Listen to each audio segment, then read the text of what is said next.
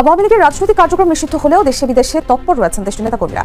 গোপনে তারা একত্র হয়ে সহিংসতা বা হামলার পরিকল্পনা করতে পারেন এমন আশঙ্কায় আইনশৃঙ্খলা রক্ষাকারী বাহিনী সারা দেশে আগামী 11 দিন বিশেষ সতর্কতা জারি করেছে।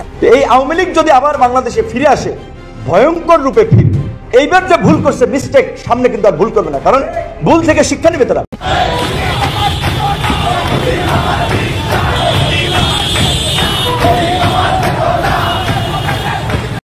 পুনরায় হারানো ক্ষমতা ফিরে পাওয়ার জন্য ঢাকার রাজপথ কাঁপাচ্ছে বাংলাদেশ ছাত্রলীগ। দিনভর চলছে পুলিশের সঙ্গে দফায় দফায় পাল্টাপাল্টি হামলা।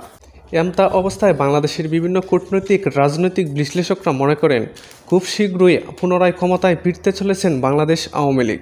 শান্তি তিনি নোবেল প্রাইজ পেয়েছেন না, ওনারা মনে শান্তি বাড়ছে দেশে। রাস্তা দিয়ে হাঁটবেন, যে কোনো সময় আপনাকে আঙুল তুলে বলবে এই স্বৈরাচারী দোষর, ওরা আপনি পিটায় একটা পুলিশ আপনাকে বাঁচাতে আসবে না, আসবে না রে ভাই। সেটা একটা নতুন বাস্তবতা, নতুন বাস্তবতা। এই বাস্তবতার নাম কি? শান্তি। ছাত্রলীগের দাবি, যতক্ষণ না বাংলাদেশের রাজাকাররা পালাচ্ছে ততক্ষণ তাদের আন্দোলন চলমান থাকবে। তার পাশাপাশি বাংলাদেশের আওয়ামী লীগের বিভিন্ন নেতাকর্মীরা গণমাধ্যমকে জানিয়েছেন আগস্টের 1 তারিখ থেকে 15 তারিখ পর্যন্ত হরতালের ঘোষণা দিয়েছেন এবং দেশের সাধারণ জনগণ মনে করেন খুব শীঘ্রই ডক্টর ইউনূস দেশ থেকে পলায়ন করবেন। সুসংগঠিত হয়ে ফিরছে আওয়ামী লীগ। আগস্টেই পুনরুত্থানে মরিয়া আওয়ামী লীগ আঘাত হানতে যাচ্ছে ভয়ঙ্কর রূপে। কথায় আছে, হারানো জিনিস হারানো স্থানে খুঁজলেই ফিরে পাওয়ার সম্ভাবনা বেশি থাকে। সেজন্যই পতন হওয়া আগস্ট মাসকে পুনরুত্থানের জন্য টার্গেট হিসেবে নিয়েছে আওয়ামী লীগ। এমন আশঙ্কায় দেশ জুড়ে 11 দিনের বিশেষ সতর্কতা জারি করেছে পুলিশের বিশেষ শাখা এসবি। অন্যদিকে আসিফ মাহমুদের পদত্যাগের দাবিতে মরিয়া হয়ে উঠেছেন বাংলাদেশের সাধারণ তৌহিদ জনতা। সাধারণ জনগণের দাবি, আসিফ মাহমুদ ভুইয়া ক্ষমতায় আসার পরপরই দেশে সন্ত্রাসবাদী দ্বিগুণ হয়ে গেছে।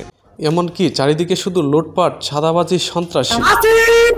তুমি মনে রাখো, এই রক্তের সাথে বেঈমানির ফল ভালো হবে না।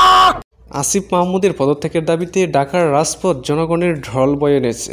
কিছুদিন পূর্বেও আমরা দেখেছি আসিফ মাহমুদের ভুইয়ার পোস্টারে জুতাপিটা করে বিভিন্ন দলের রাজনৈতিক নেতাকর্মীরা বিভিন্ন ধরনের মন্তব্য প্রকাশ করেছেন।